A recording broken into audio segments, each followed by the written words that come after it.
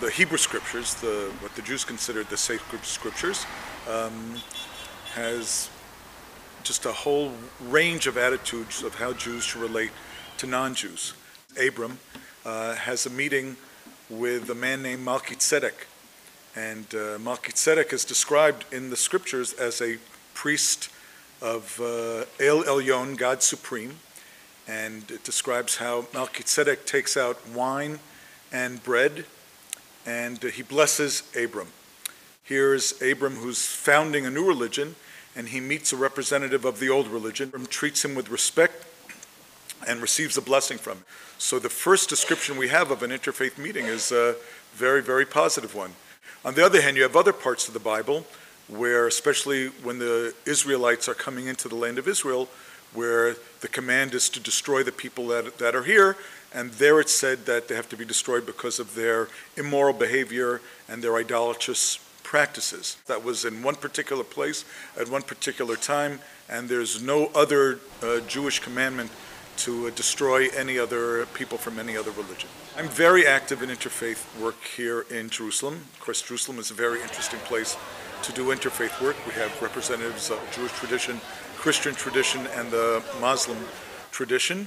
But in some ways, it's one of the most difficult places to do interfaith work, because here the relationships between the different religions are very much affected by the political situation.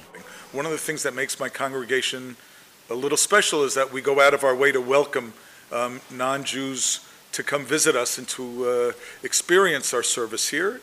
Whenever we have a clergy from another religious tradition, we always ask them to come up at the end of the service right before we do our traditional prayer for peace, and we ask them to do their prayer for peace in their language from their tradition. Millions of Jews all over the world, when it comes time to pray, the first thing a Jew asks is, what direction is Jerusalem? Just like a Muslim asks himself or herself before they pray, what direction is Mecca?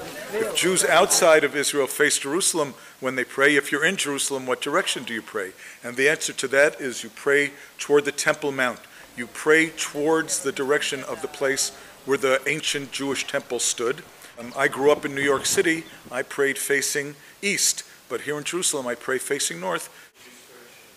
The Western Wall is the last remnant of the ancient temple that was destroyed 2,000 years ago, almost 2,000 years ago, that stood at the center of Jerusalem, and it was the center of Jewish worship. These Jews would come from all over the world to the temple, and when the temple was destroyed 2,000 years ago, the only thing that was left standing was what's called the Western Wall. It's a place that has tremendous historic importance to the Jewish people. I mean, I always like to remember that it's also just a bunch of rocks. And now we have, zillions of synagogues all over the place instead of one main central place.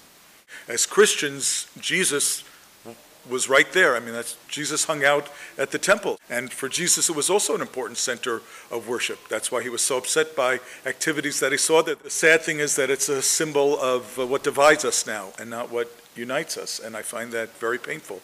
So for me, it's a place where we have to really emphasize our prayers and hopes for peace.